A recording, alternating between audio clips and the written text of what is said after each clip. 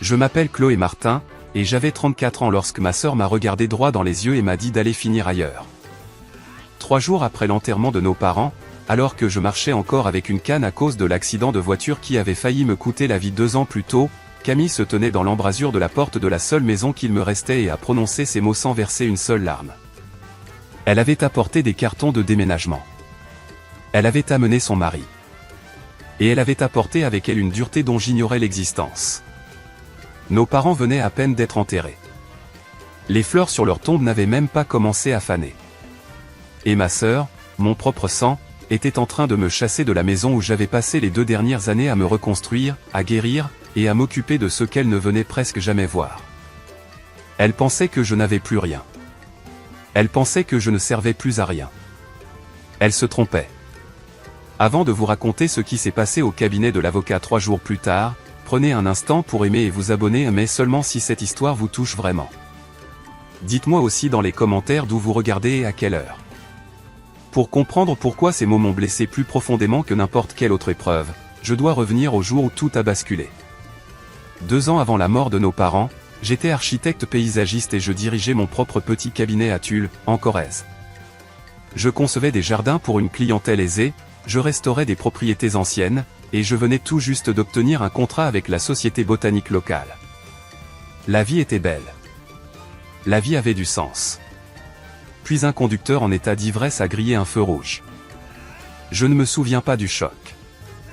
Je me souviens seulement de mon réveil dans une chambre d'hôpital, avec des tiges métalliques dans la colonne vertébrale et des médecins m'expliquant que je pourrais ne plus jamais marcher. L'opération a duré 11 heures. La rééducation devait prendre des années. Mon appartement avait des escaliers que je ne pouvais pas monter. Mon cabinet avait des projets que je n'étais plus capable de gérer. Mes économies avaient des limites que les factures médicales, elles, ne respectaient pas. Alors, quand mes parents m'ont proposé la chambre d'amis au rez-de-chaussée, j'ai accepté. Je suis retourné vivre dans la maison où j'avais grandi, dans la chambre où se trouvaient encore mes trophées d'athlétisme du lycée. Pendant 18 mois, j'ai utilisé un fauteuil roulant. J'ai appris à manœuvrer dans les encadrements de portes, sur les carreaux de la salle de bain, et à supporter l'humiliation particulière de devoir demander de l'aide pour des choses que je faisais seul depuis l'enfance. Ma mère, Marie-Thérèse, me lisait les jours difficiles. Mon père, Jean-Pierre, a construit une rampe pour la terrasse afin que je puisse m'asseoir dans le jardin. Camille appelait une fois par mois, parfois moins. Elle ne demandait jamais comment se passait ma rééducation. Elle ne demandait jamais comment j'allais. Les rares fois où elle appelait et que je décrochais, sa réponse était toujours la même. « Ah, tu es encore là. Passe maman. Encore là. » Comme si j'étais une tâche qu'on n'arrivait pas à faire disparaître. Ce que Camille ne savait pas, ce qu'elle n'a jamais cherché à savoir, c'est que 4 mois avant la mort de nos parents, j'avais recommencé à marcher. D'abord avec un déambulateur. Puis avec une canne. Je guérissais. Je redevenais plus forte. Mais pour elle, je resterais toujours celle qui ne servait à rien. Le Noël précédant la mort de nos parents, Camille est arrivée avec sa famille parfaite. Hugo, son mari, portait un manteau en cachemire qui coûtait plus cher que mes frais médicaux mensuels. Leurs 2 enfants, Léa et Lucas, couraient dans la maison comme si elle leur appartenait. Camille dirigeait tout comme une metteuse en scène, déplaçant les meubles, critiquant la disposition de la table de ma mère, rappelant à chacun comment les choses devaient être faites. J'ai passé 3 jours à préparer les plats préférés de ses enfants. Des gratins simples pour Lucas, des crêpes au chocolat pour Léa. Je les fais debout, au plan de travail, ma canne appuyée contre la cuisinière, le dos me lançant au bout de 20 minutes parce que je voulais contribuer. Je voulais être utile. Le matin de Noël, tout le monde s'est réuni dans le salon pour la photo familiale annuelle. Mon père installait le trépied. Ma mère ajustait les décorations du sapin. Les enfants se disputaient pour savoir qui serait devant. Camille m'a regardé et a souri. Mais ce n'était pas un sourire chaleureux. « Chloé, peut-être que tu devrais t'abstenir cette fois-ci. On veut une belle photo pour la carte de Noël. » La pièce est devenue silencieuse. Ma mère a entrouvert la bouche, puis l'a refermée. Mon père a fixé l'appareil comme s'il n'avait rien entendu. « Ce n'est rien », a haussé les épaules Camille. La chaise roulante ne correspond pas vraiment à l'esthétique, tu vois. Je n'étais même plus en fauteuil roulant. J'étais debout, avec une canne. Mais je n'ai pas protesté. J'avais appris que discuter avec Camille ne faisait que lui donner des armes. Alors j'ai souri, j'ai hoché la tête et je suis allé dans la cuisine.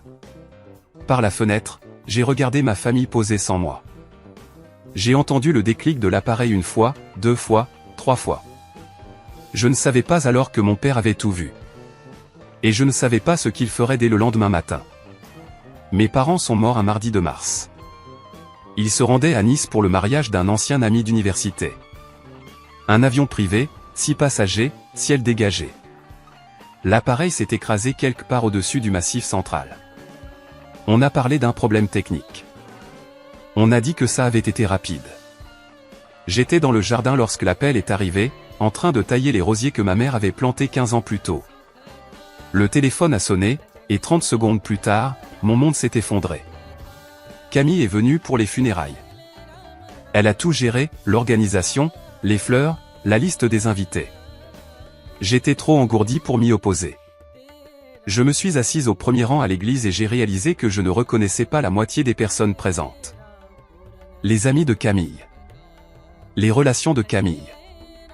Des gens qui n'avaient jamais connu nos parents mais qui voulaient être vus en train de rendre hommage. 3 jours après l'enterrement, Camille m'a demandé de lui parler en privé. Elle m'a trouvé dans le salon, entouré de cartes de condoléances que je n'arrivais pas à ouvrir. Elle ne s'est pas assise. Elle est restée dans l'embrasure de la porte, les bras croisés, Hugo derrière elle comme une ombre. J'ai parlé à l'avocat, a-t-elle dit. Tout me revient. La maison, les comptes, tout. J'ai levé les yeux. Quel avocat? L'avocat. Celui de la succession de papa et maman. Il a confirmé. Il t'a donné des documents? Une copie du testament? L'œil de Camille a légèrement tressailli. Je n'ai pas à te montrer quoi que ce soit. Tu as 2 semaines pour trouver un autre endroit où vivre. Un froid s'est installé dans mon ventre. Elle avait dit l'avocat. Pas un nom. Pas un cabinet. Nos parents travaillaient avec maître Jacques Moreau depuis plus de 20 ans. Si Camille lui avait vraiment parlé, elle aurait prononcé son nom. Elle bluffait. Cette nuit-là, je me suis assise seule dans le bureau de mes parents et j'ai fait l'inventaire de ma vie. Pas de travail. J'avais fermé mon cabinet 18 mois plus tôt, quand les frais médicaux rendaient impossible le maintien de l'activité. Pas d'économie. Ce qu'il restait partait dans les consultations, les spécialistes, et la longue liste de traitements nécessaires pour éviter que ma colonne ne se bloque. Aucun revenu. Les aides couvraient à peine le strict nécessaire. Et maintenant, apparemment, plus de maisons non plus. J'ai regardé autour de moi. Le bureau de mon père, lissé par 40 ans d'usage. Le fauteuil de lecture de ma mère, usé à l'endroit où elle posait toujours la tête. La fenêtre donnant sur le jardin que nous avions créé ensemble, elle plantait, je concevais, toutes les 2 rêvant de ce que cela pourrait devenir. Cette maison n'était pas seulement 4 murs et un toit. C'était l'endroit où j'avais fait mes premiers pas. Où j'avais appris à faire du vélo dans l'allée. Où ma mère m'avait appris à cuisiner et mon père à argumenter. Chaque pièce portait un souvenir. Chaque recoin contenait une part de mes parents. Si je partais maintenant, je ne perdrais pas seulement une maison. Je les perdrais une seconde fois. Et pire encore, je donnerais raison à Camille. J'accepterais l'idée que je ne valais rien, que je n'avais pas ma place ici. Je ne pouvais pas accepter ça. Je ne l'accepterais pas. J'ai commencé à ouvrir les tiroirs, cherchant n'importe quoi. Un indice prouvant que Camille avait tort. Dans le tiroir du bas du bureau de mon père, sous de vieux documents fiscaux et des photos jaunies, j'ai trouvé une carte de visite. Maître Jacques Moreau, avocat en droit des successions. Je l'ai retournée. Au dos, de l'écriture soignée de mon père, il y avait 6 mots. Appelle-le. Il sait tout. Mon père n'écrivait jamais de notes. Jamais. Alors pourquoi celle-ci? 3 jours plus tard, Camille est revenue. J'étais dans le salon, en train de m'entraîner à marcher sans ma canne. Le kinésithérapeute m'avait dit que je pouvais essayer. Je voulais prouver que je pouvais faire quelque chose seul. La porte d'entrée s'est ouverte brusquement. Camille est entrée avec des cartons en carton, Hugo derrière elle avec d'autres. Elle les a laissés tomber à mes pieds, le bruit creux résonnant dans la pièce. Fais tes affaires, a-t-elle dit. Tu as jusqu'à vendredi. Camille, j'ai besoin de plus de temps. Tu es encore quoi? Encore en train de faire semblant d'être malade? J'ai eu un accident de voiture. Tu le sais. Il y a 2 ans. Elle a donné un coup de pied dans l'un des cartons. Tu as assez profité de la situation. Hugo a bougé, mal à l'aise. Chérie, peut-être qu'on devrait rester en dehors de ça. À ce moment-là, j'ai entendu Sandrine, l'infirmière qui avait pris soin de nos parents durant leurs derniers mois, entrer depuis la cuisine. Elle s'est arrêtée sur le seuil, les yeux écarquillés. À côté d'elle se tenait Monique, notre voisine depuis 40 ans, venue déposer un plat. Elles ont entendu la suite. Camille s'est approchée, assez près pour que je sente son parfum, cher et agressif. Elle m'a regardé comme on regarde quelque chose qu'on veut jeter. Va finir ailleurs, a-t-elle dit. Tu ne sers plus à rien. Les mots sont restés suspendus dans l'air. Sandrine a laissé échapper un petit bruit. La main de Monique s'est portée à sa poitrine. Camille ne leur a même pas jeté un regard. Pour elle, elle n'existait pas. Mais j'ai vu Sandrine faire quelque chose d'étrange. Elle a sorti un petit carnet de sa poche et a noté quelque chose. Rapidement. Discrètement. Comme si elle consignait des constantes médicales. À ce moment-là, je n'ai pas compris pourquoi. Plus tard, si. Monique a été la première à bouger. Elle a fait un pas en avant, sa silhouette de 70 ans soudain raide, portée par une colère que seules des décennies d'amitié peuvent produire. Elle connaissait ma mère depuis avant ma naissance. Elle m'avait porté bébé. Elle avait vu grandir les 2 filles Martin, et il était évident qu'elle avait choisi son camp. Camille Martin, dit Monique d'une voix qui aurait pu fendre l'air. Ta mère se retournerait dans sa tombe si elle t'entendait maintenant. Camille se tourna lentement, le visage soigneusement composé d'une politesse feinte. Pardon? Qui vous a invité à cette conversation? Je connais cette famille depuis 40 ans, plus longtemps que vous n'êtes en vie, jeune fille. C'est une affaire de famille. J'étais de la famille bien avant que tu apprennes à marcher. Monique se déplaça pour se mettre à côté de moi, sa main trouvant mon bras. Marie-Thérèse aimait ses 2 filles, Camille, mais elle n'était pas aveugle. Aucune de nous ne l'était. Quelque chose passa sur le visage de Camille. De l'incertitude, peut-être, ou simplement de l'agacement face au fait d'être contredite. Hugo s'avança, essayant d'attraper le coude de sa femme. Camille, allez. On peut en parler plus tard. Ne me touche pas.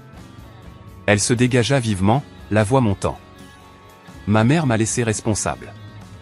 Pas elle. Pas une voisine qui croit avoir son mot à dire. Ta mère ne t'a laissé responsable de rien. La voix de Monique était calme. Définitive. Pas encore, mais bientôt. La pièce devint immobile. La mâchoire de Camille se crispa. Elle me regarda, puis Monique, puis Sandrine, qui se tenait toujours dans l'embrasure de la cuisine, son carnet à la main. Très bien.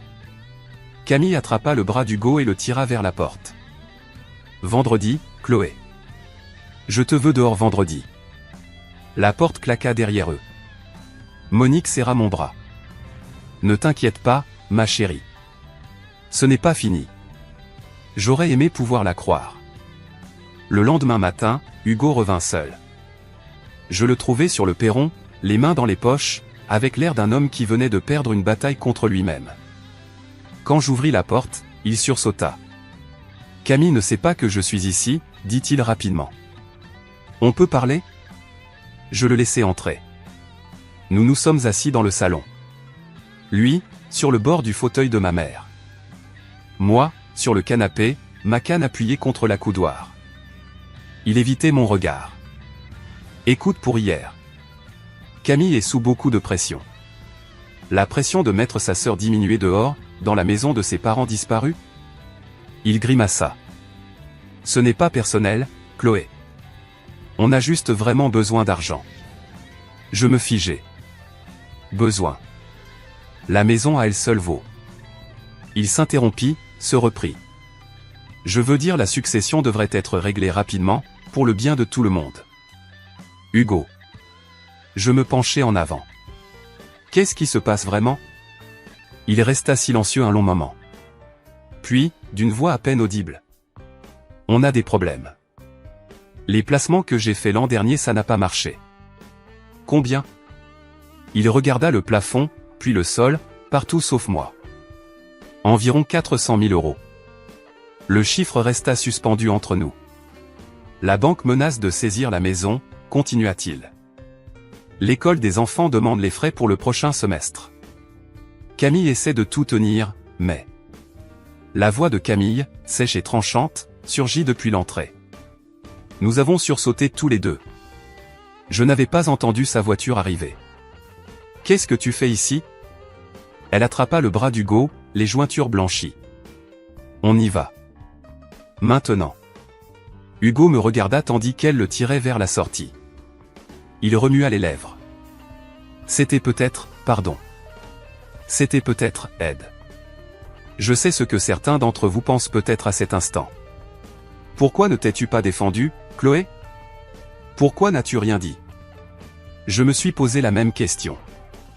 Mais voilà ce que j'ai appris, parfois, la meilleure réponse n'est pas une réponse. Si vous avez déjà vécu une situation où quelqu'un vous a sous-estimé, écrivez je sais dans les commentaires. Et si vous voulez savoir ce qui s'est passé au cabinet de l'avocat 3 jours plus tard, restez avec moi. Revenons à l'histoire. Ce soir-là, j'ai retrouvé la carte de visite. Maître Jacques Moreau, avocat en droit des successions. L'écriture au dos semblait presque briller sous la lampe du bureau. Appelle-le. Il sait tout. J'ai composé le numéro avant de pouvoir me dégonfler.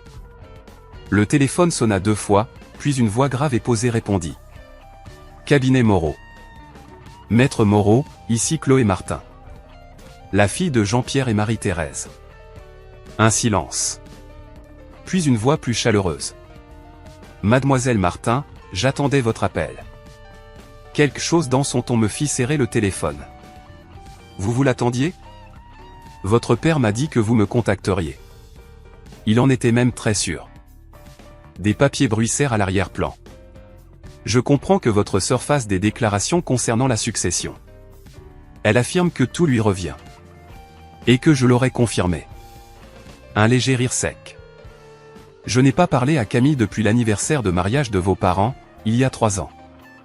Elle n'a certainement pas contacté mon cabinet. Le soulagement me traversa presque jusqu'au vertige. Donc elle ment. Je ne me permettrai pas de qualifier les propos de votre sœur. Ce que je peux vous dire, en revanche, c'est que vos parents ont été très précis sur leur volonté. Il marqua une pause.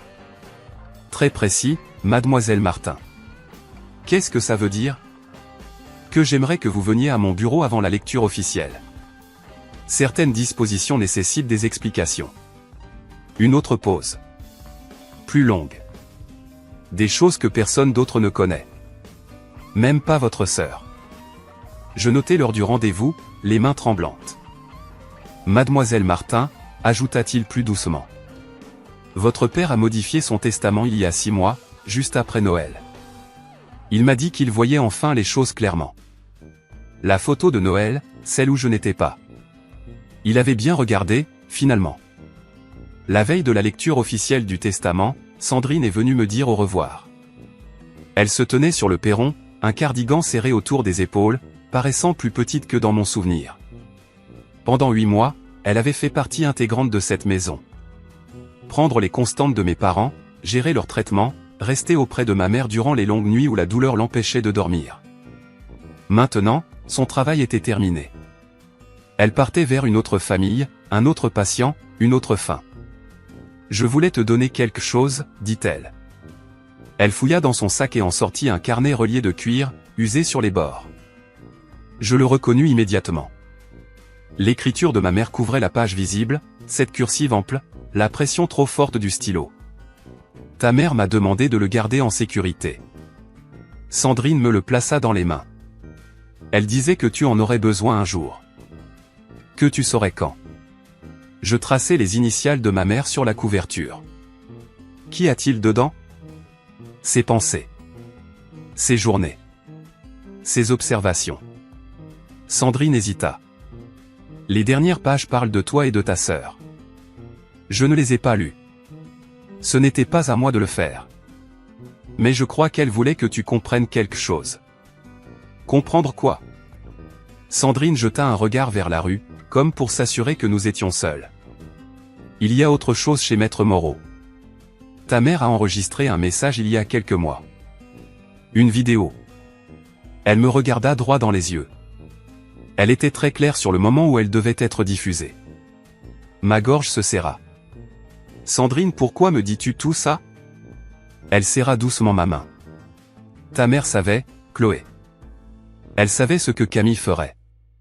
Et elle s'est préparée. Sandrine recula vers sa voiture. Tes parents vous aimaient toutes les deux.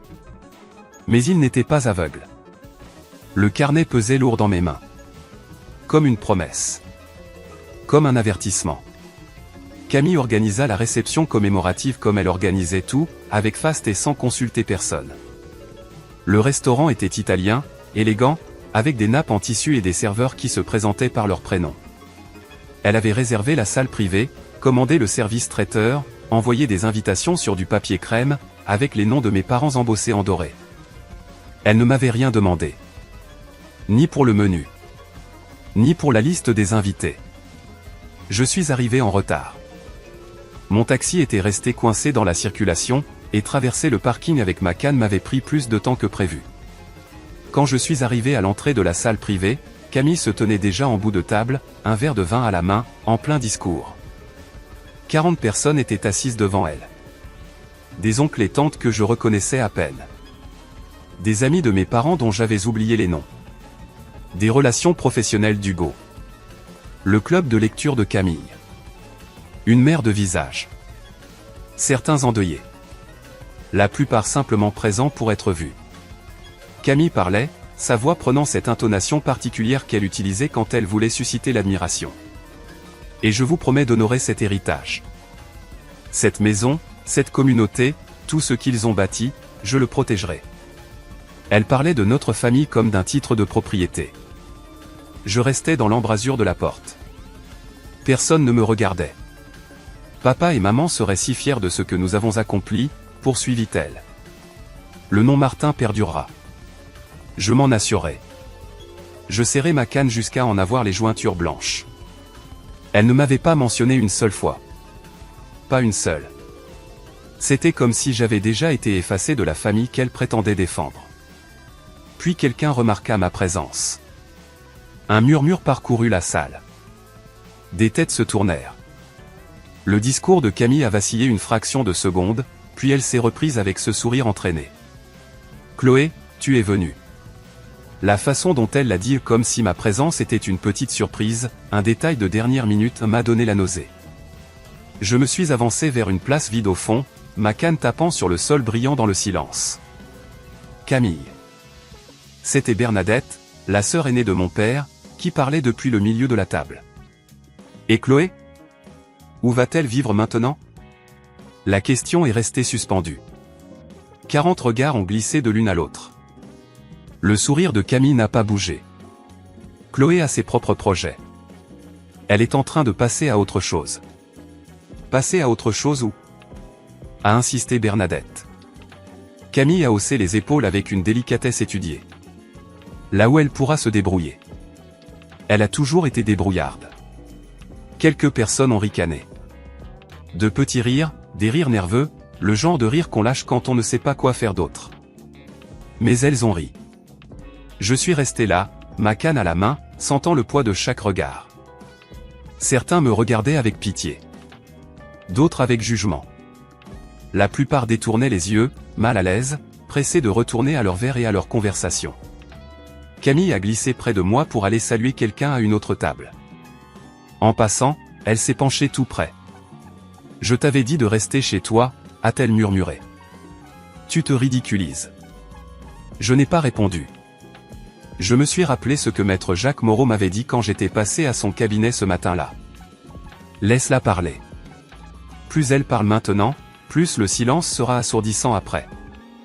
Alors j'ai trouvé ma place. J'ai posé mes mains sur mes genoux et j'ai attendu.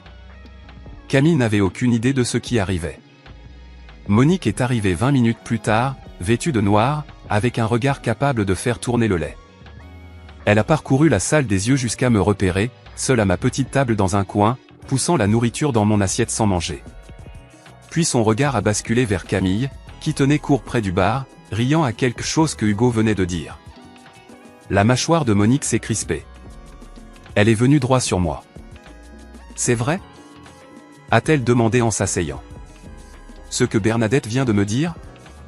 Camille a vraiment dit que tu étais en train de passer à autre chose ?» J'ai hoché la tête. Monique s'est relevée. Avant que je puisse l'arrêter, elle a élevé la voix, assez fort pour couper net toutes les conversations de la salle.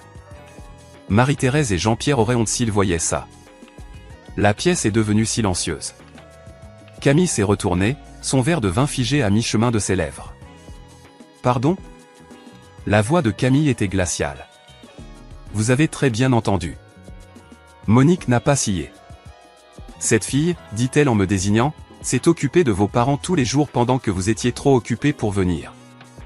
Elle les a aidés à se laver. Elle les a nourris. Elle a tenu la main de sa mère quand elle avait peur. » La voix de Monique s'est brisée, mais elle a continué. « Et vous, Camille ? Qu'est-ce que vous avez fait ? Envoyer des fleurs ? » Quelqu'un a eu un petit souffle choqué. Hugo a fait un pas, tendant la main vers le bras de Camille, mais elle l'a repoussé. « Vous n'avez aucun droit. »« J'ai tous les droits.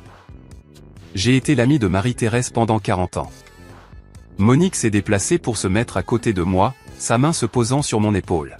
« Et je sais exactement quel genre de fille vous avez été. » Le silence était total. Quelqu'un a toussé. Une fourchette a heurté une assiette. Le visage de Camille est passé du rouge au blanc. Pour la première fois, j'ai vu quelque chose se fissurer dans son assurance. Quelque chose d'incertain. Monique s'est penchée et m'a murmuré à l'oreille. « J'ai parlé à Maître Moreau ce matin. Il m'a dit ce qui arrive. Attends, ma chérie. Attends. » 3 jours plus tard, je suis entré dans le cabinet de Maître Jacques Moreau, au 12e étage d'une tour de bureau à Strasbourg.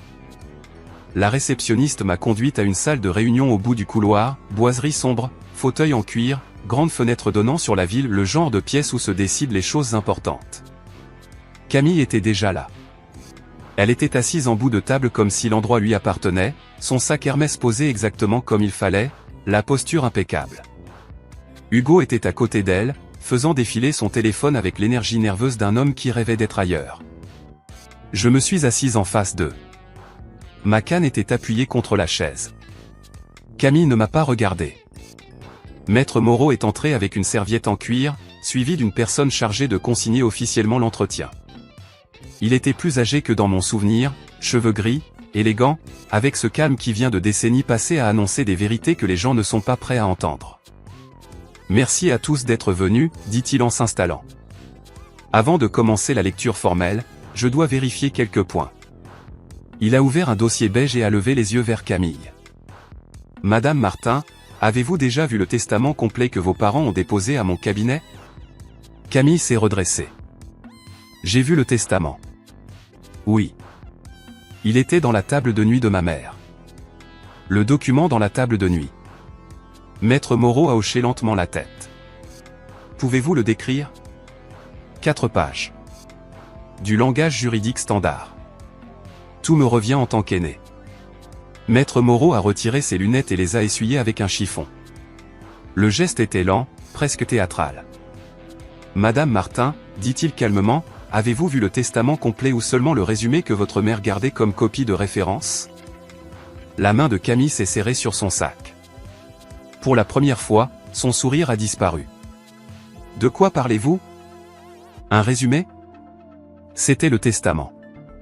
Maître Moreau a ouvert sa serviette et en a sorti un document épais, relié d'un dossier bleu. Il l'a posé entre nous sur la table. « Voici le testament de vos parents. » 32 pages.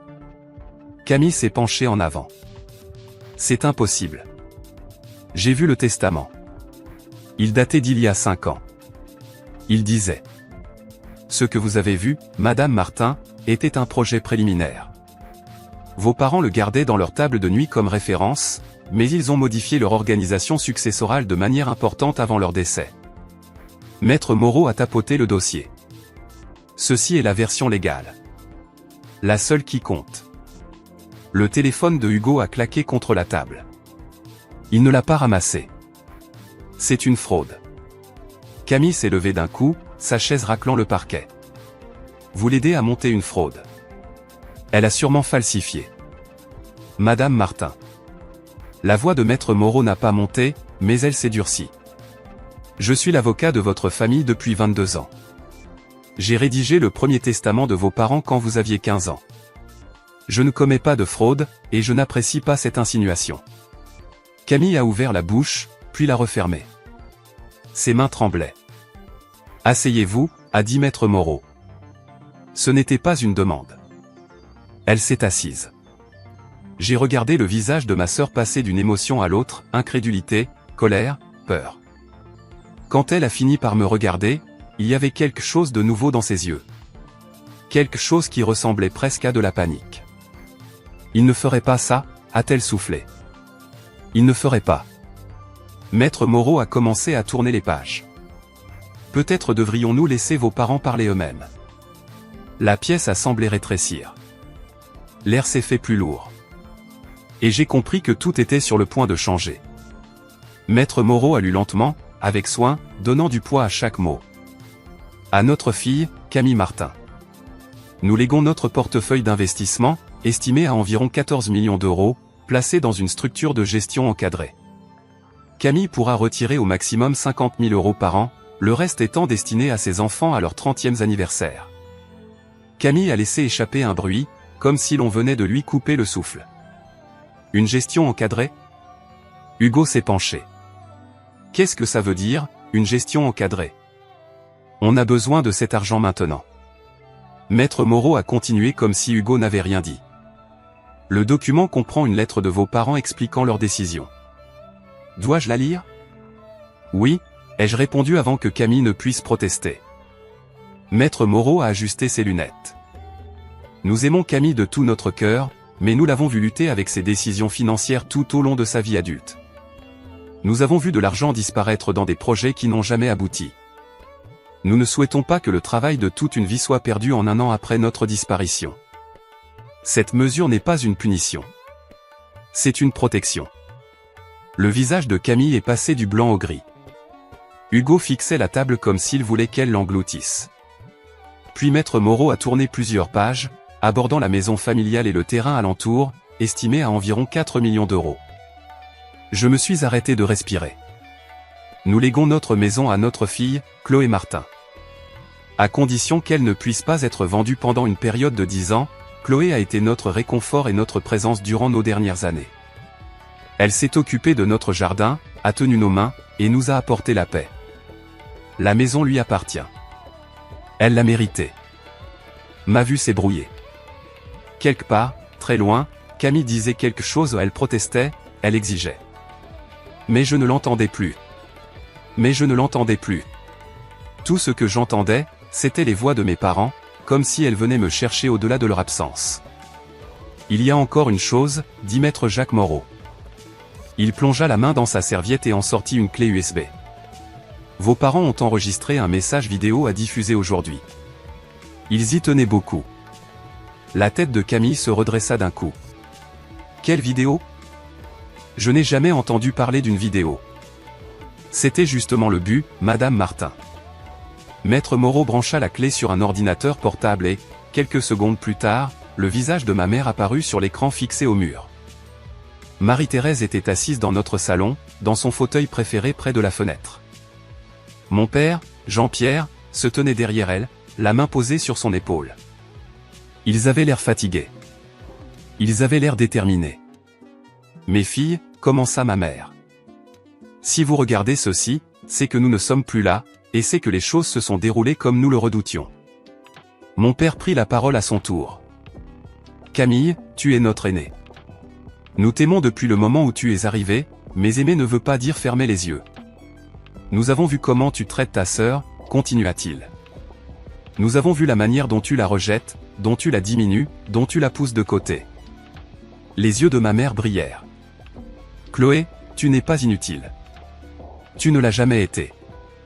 Tu es notre force silencieuse. Pendant que Camille poursuivait ce qui brille, toi, tu es resté. Tu as pris soin de nous. Tu as été là. Nous avons changé notre testament après Noël, reprit mon père. Sa voix se fendit légèrement. Après avoir vu Camille t'exclure de la photo de famille, après l'avoir entendu dire à ta mère que tu nous tirais vers le bas, nous n'allions pas laisser notre disparition devenir une autre manière de t'effacer. Ma mère tendit la main vers la caméra. Nous espérons que vous pourrez vous réconcilier. Vraiment. Mais si vous n'y arrivez pas, si Camille continue sur cette voie au moins, Chloé ne sera jamais chassée de sa propre maison. L'écran devint noir. Je ne voyais plus à travers mes larmes. Mais j'ai entendu la chaise de Camille racler le sol quand elle s'est levée, puis elle est sortie sans un mot. Si, dans votre famille, quelqu'un a déjà fini par reconnaître votre valeur même trop tard, vous savez exactement ce que Chloé a ressenti à cet instant. Écrivez enfin dans les commentaires si cette scène vous a touché. Et pour ceux qui se demandent ce que Camille a fait ensuite, croyez-moi, l'histoire n'est pas terminée. La vraie confrontation allait commencer. Mais d'abord, dites-moi, pensez-vous que Camille a eu ce qu'elle méritait, ou était-ce trop dur? Dites-le en commentaire. Revenons à l'histoire. Camille n'est pas allée loin. Je l'ai trouvée dans le couloir, juste devant la salle de réunion, adossée au mur, les bras serrés autour d'elle. Hugo était à quelques pas, le téléphone collé à l'oreille, parlant à voix basse, pressé, à quelqu'un. Une banque, peut-être. Un créancier. Des gens à l'affût, qui tournaient autour de leur vie. Quand Camille m'a vu, quelque chose a cédé. Ce n'est pas juste. Sa voix était à vif. Tu ne comprends pas. J'ai une famille à soutenir. J'ai des responsabilités. Tu as une sœur à qui tu as dit d'aller finir ailleurs. Elle a tressailli. Je ne voulais pas. Si. Tu le voulais. Je gardais la voix posée. Tu as voulu chaque mot. Tu les veux depuis des années. Tu ne sais pas ce que c'est. Elle pleurait maintenant, le mascara traçant des lignes sur ses joues. Les placements de Hugo se sont effondrés. On doit 400 000 €.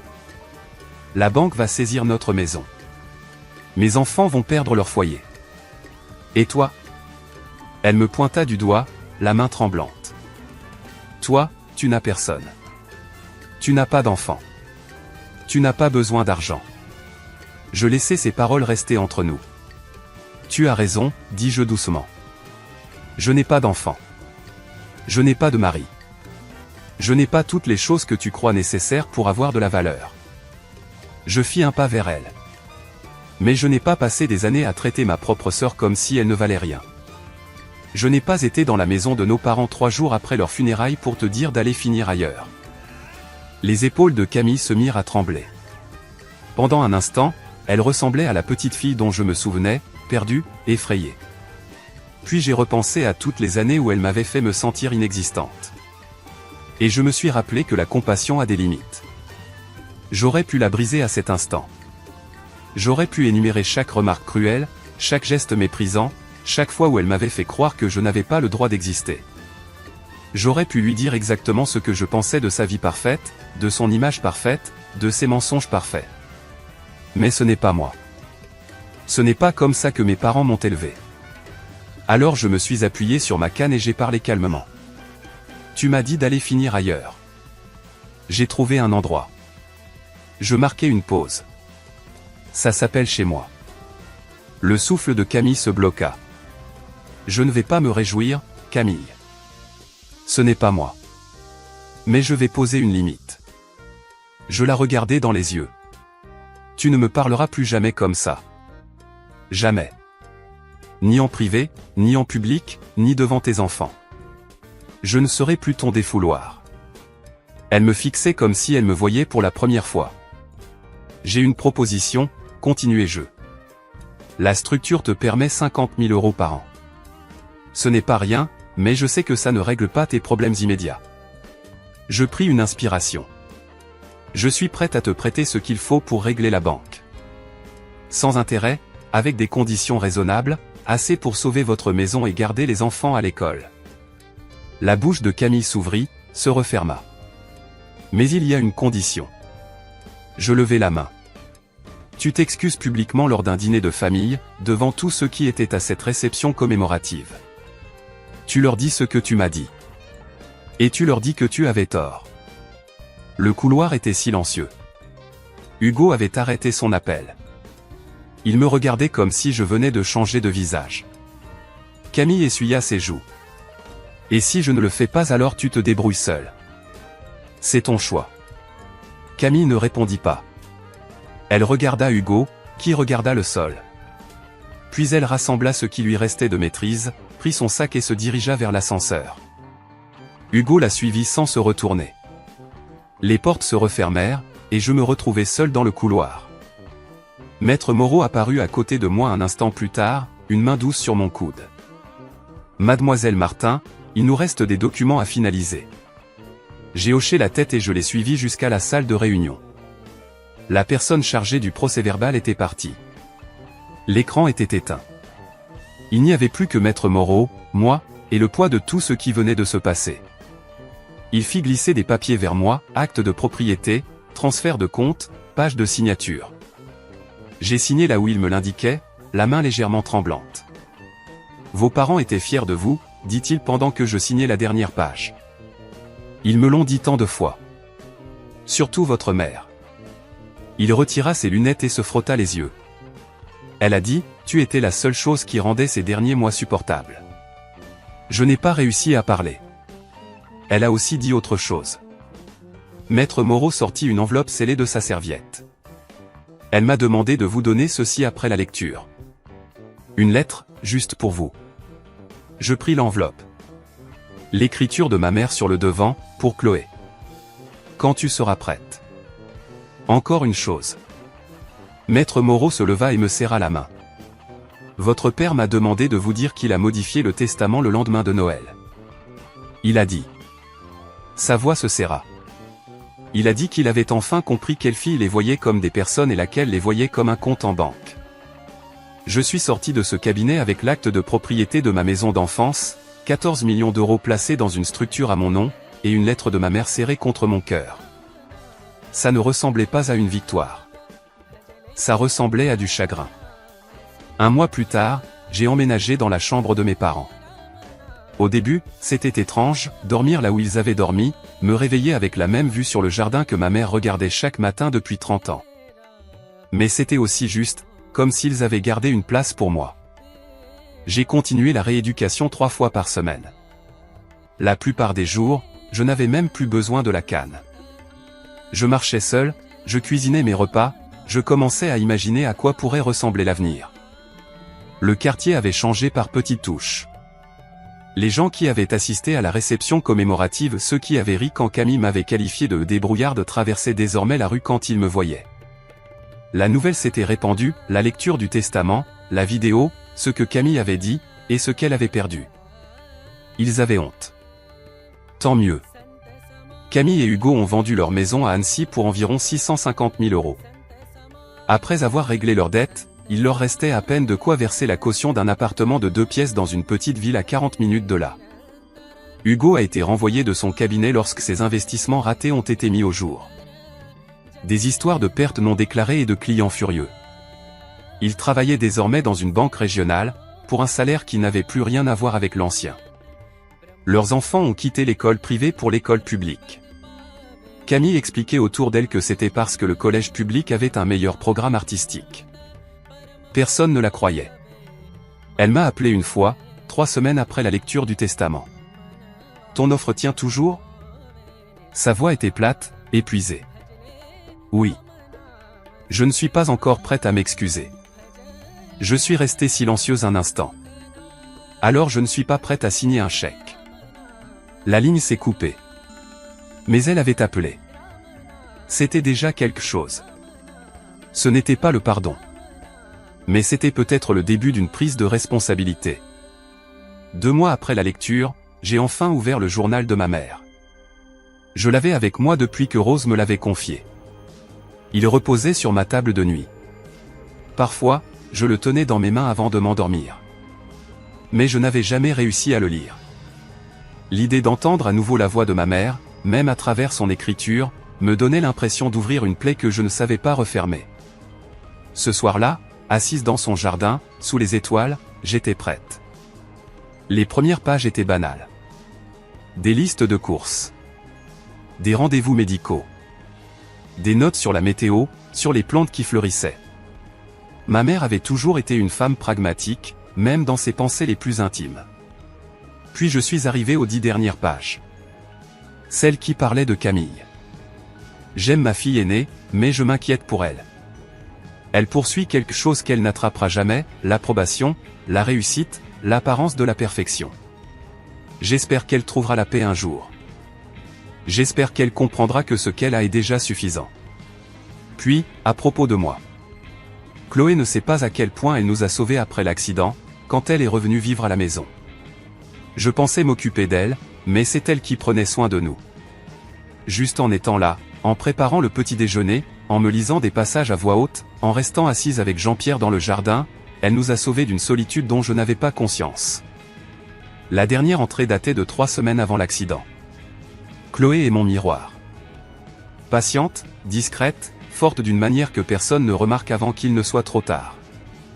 J'aurais dû lui dire plus souvent. J'aurais dû prononcer ces mots à voix haute au lieu de seulement les écrire ici. Si tu lis ceci, Chloé, sache-le. Tu n'as jamais été inutile. Tu étais tout. J'ai refermé le journal et levé les yeux vers le ciel. Les larmes sont venues. Mais cette fois, ce n'était pas du chagrin. C'était un relâchement. 6 mois après la disparition de mes parents, j'ai repris le travail à temps partiel, d'abord comme consultante pour un cabinet de paysagisme installé à Colmar. De petits projets, rien de trop exigeant. Mais c'était bon de retrouver mes compétences, de voir quelque chose de beau naître à partir de rien. Mon premier vrai projet a été le jardin derrière la maison de mes parents. Ma mère y avait planté des rosiers, des hortensias, et un petit potager qui avait poussé sans contrôle pendant les mois où elle n'avait plus pu s'en occuper. J'ai tout repensé. J'ai gardé ces roses. Ajouté de nouveaux chemins. Construit un petit banc où je pouvais m'asseoir et me souvenir. C'était la première chose que je créais depuis mon accident. Ce ne serait jamais récompensé par un prix. Mais c'était à moi. C'était chez moi. Camille m'a envoyé une lettre 4 mois après la lecture du testament. Pas un appel. Pas une visite. Une lettre. J'ai beaucoup réfléchi à ce que tu as dit, à ce que j'ai dit, à tout. Je ne suis pas prête à m'excuser devant tout le monde. Je ne sais pas si je le serai un jour. Mais je veux que tu saches que j'essaie de comprendre comment je suis devenu cette personne. Et je suis désolé, même si je n'arrive pas encore à le dire à voix haute. Je suis désolé. J'ai lu la lettre 3 fois. Puis je l'ai rangée dans le tiroir de mon bureau, à côté du journal de notre mère et de la carte de visite de notre père. Ce n'était pas l'excuse que j'avais demandée. Ce n'était pas public. Ce n'était pas une vraie réparation. Mais c'était quelque chose. Nous n'étions pas proches après ça. Nous ne le serions probablement jamais. Mais nous pouvions être dans la même pièce sans faire semblant que l'autre n'existait pas. Nous pouvions échanger des cartes d'anniversaire. Peut-être construire quelque chose de nouveau. Je m'appelle Chloé Martin. On m'a dit que je ne valais rien. On m'a dit d'aller finir ailleurs. J'ai trouvé un foyer à la place. Si l'histoire de Chloé vous a rappelé que votre valeur ne dépend pas du regard des autres, j'aimerais vous lire. Écrivez les limites comptent en commentaire si cela vous a parlé. Et si vous avez déjà été sous-estimé par votre propre famille, partagez votre histoire. Je lis chaque commentaire. Si vous voulez d'autres récits comme celui-ci, regardez la vidéo dans la description. Et pensez à vous abonner pour ne pas manquer la prochaine histoire. Merci de m'avoir écouté. Cette vidéo est une fiction inspirée de faits réels. Elle n'a pas pour but de porter un jugement, mais plutôt d'inviter à une réflexion sur la vie et nos relations avec autrui. Les personnages, les noms et les lieux sont fictifs et ont été modifiés afin de ne heurter la sensibilité de personne.